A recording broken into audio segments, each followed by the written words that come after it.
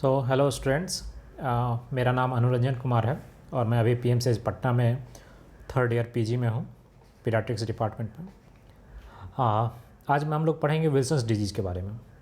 Wilson's disease का दूसरा नाम जो है वो है हिपैटोलेंटिकुलर डिजेनरेशन, मतलब हिपैटिक सिस्टम और लेंटिकुलर मतलब लेंस एंड कॉर्निया, ये दोनों इन्वॉल्व होगा, मोस्टली कॉर्निया इन्वॉल्व होगा। विल्सन्स डिजीज ये ऑटोजोमल रिसेसिव डिसऑर्डर है, ये एक तरह का, in which there is degenerative changes in the liver, brain and in the cornea. In cornea, the copper is deposited and that forms the KF ring. You know, the incidence is 1 in 30,000 to 50,000. Second, when we will see the pathogenesis. All these pathogenesis, since it is a autosomal recessive disorder, so on the long arm of chromosome number 13, there is a gene called ATP7B gene, which is mainly expressed in the hepatocytes. Now, what is the function of this gene, ATP7B gene? This gene first causes biliary excretion of the copper. Okay. Now, and this copper, and it also causes copper to incorporate into the ceruloplasmin. But in any condition, if this gene is either absent or malfunctional, then there is decreased biliary copper excretion, means biles के through copper निकलेगा नहीं, and there is diffuse accumulation of copper in the cytosol of the hepatocytes, okay, which further redistributed to the kidney, cytosol of the brain, and causes the toxicity related to that. So what is the toxicity? Toxicity is due to the potent inhibitor of enzymatic process. So what does copper does? Copper, ionic copper, it inhibits pyruvate oxidase in the brain and ATPase in the membrane. तो pyruvate oxidase को brain में inhibit कर दिया और ATPase को membrane में inhibit कर दिया, जिसकी वजह से क्या होगा कि एटीपेज इनहिबिट हुआ तो एडिनोसिन ट्राइफॉस्फेट फोस्फोक्रिएटिनिन कम बनेगा और पोटेशियम टिश्यू में आएगा, टिश्यू में पोटेशियम कम जाएगा। Okay, so now in the genetics more than 500 mutations are found in the gene. लगभग 500 से ऊपर का म्यूटेशंस, 500 से ऊपर म्यूटेशन हम लोग को पता है इसके बारे में, जिसमें से 380 जीन का तो एकदम कन्फर्म रोल है कि in the pathogenesis. So what is diagnosis bye DNA mutation analysis can be done. So range of mutation क्या किस किस तरह का म्यूटेशन होता है, या तो नॉकआउट म्यूटेशन हो जाए जीन, यानी कि जीन पूरा तरह से कंप्लीट नॉकआउट हो जाए, ख़त्म हो जाए, जिसमें कि ऑनसेट ऑफ डिजीज जो है वो 2 साल से लेकर के 3 साल तक में हो सकता है, हो जाएगा। या फिर माइल्ड म्यूटेशन हो जिसमें कि डिजीज़ जो हमारा 80 ईयर ऑफ लाइफ तक हो सकता है। So what are the clinical manifestation. तो पहला देखें what are the forms of Wilson's hepatic disease. ये हिपैटिक को इन्वॉल्व किया, तो हिपैटिक डिजीज़ में क्या क्या करवा सकता है।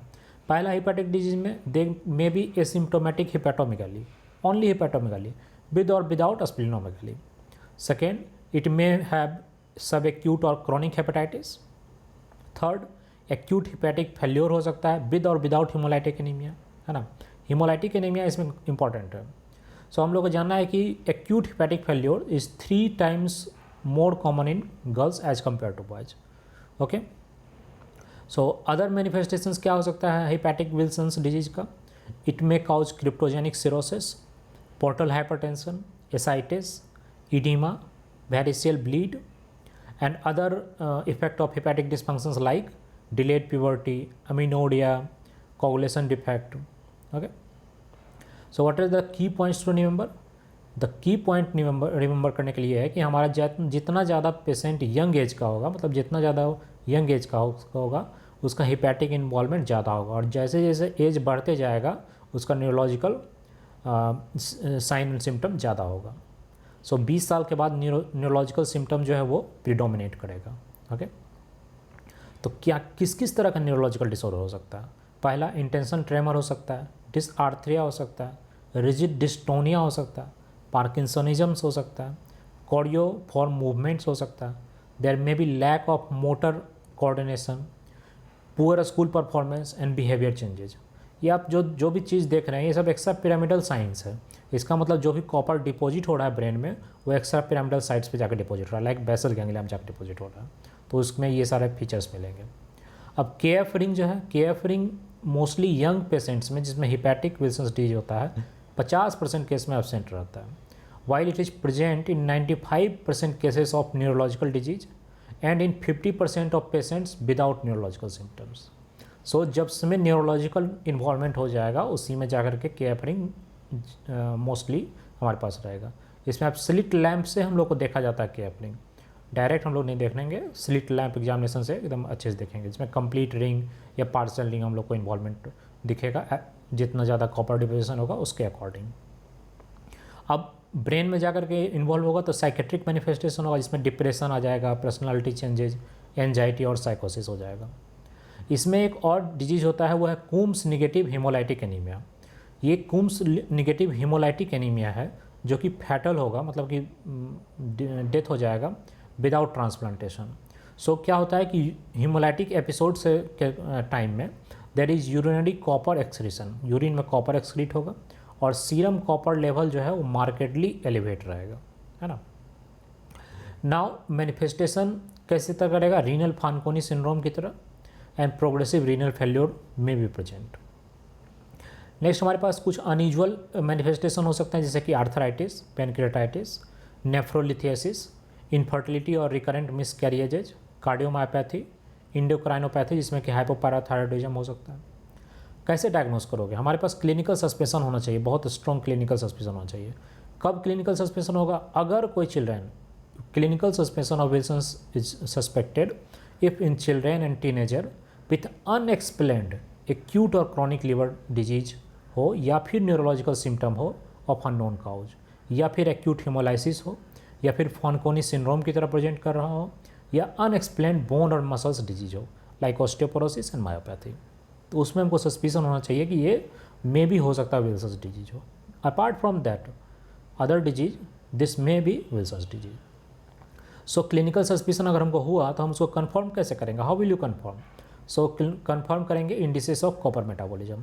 पहला जो है वो है decrease ceruloplasmin level, that is less than 20 milligram per DL।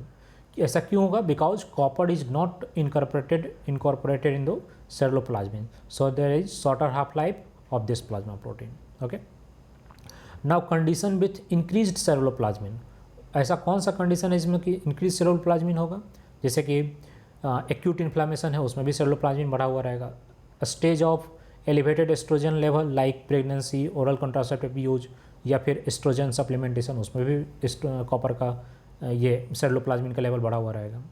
और वैसा कंडीशन जिसमें कि दूसरा कंडीशन जिसमें सेरुलोप्लाज्मिन घटा हुआ रहेगा उसमें ऑटोइम्यून हेपेटाइटिस है, coeliac disease, familial aceruloplasminemia, heterozygous carrier of ATP7B gene, है ना। तो ये सारे कंडीशन में हमारे पास सेरुलोप्लाज्मिन का लेवल घटा हुआ रहेगा। अदर डायग्नोस्टिक इंडिसेस में क्या है कि सीरम फ्री कॉपर लेवल जो है वो एलिवेटेड रहेगा अर्ली विल्सन्स डिजीज में, शुरुआत के विल्सन्स डिजीज में फ्री कॉपर बढ़ा हुआ रहेगा। फिर यूरिनरी कॉपर एक्सक्रीशन जो है वो बढ़ा हुआ रहेगा, जो कि मोर देन 0.64 माइक्रोमोल पर 24 आवर इन चिल्ड्रेन। या फिर आप उसके लिए अदर डायग्नोस्टिक्स के लिए आप अगर आंख में हम स्लिट लैंप एग्जामिनेशन करवाए उसमें KF रिंग दिख गया, मतलब वो ये विल्सन्स डिजीज की तरफ से विल्सन्स डिजीज है। जनरली क्या होता है जब आप ट्रीटमेंट स्टार्ट करते हैं तो KF रिंग जो है वो डिजॉल्व कर जाता है। लीवर बायोप्सी ये गोल्ड स्टैंडर्ड है। इसमें क्या होता है कि we can determine the extent and the severity of liver disease. Normal hepatic copper content हम लोग लेस देन 10 माइक्रोग्राम पर ग्राम ऑफ ड्राई वेट है। अगर इसमें ज़्यादा रहता है, अगर ज़्यादा हो जाएगा इससे मोर देन 10 माइक्रोग्राम से ज़्यादा, तो सजेस्टिव है कि कॉपर डिपॉजिट हो रहा है हेपेटोसाइट्स में। So hepatic copper accumulation is a hallmark of Wilson's disease. Measurement of hepatic parenchymal copper concentration is a method of choice of diagnosis. Later stage of Wilson's disease में hepatic copper जो है unreliable है क्योंकि cirrhosis हो जाता है और sampling error होता है।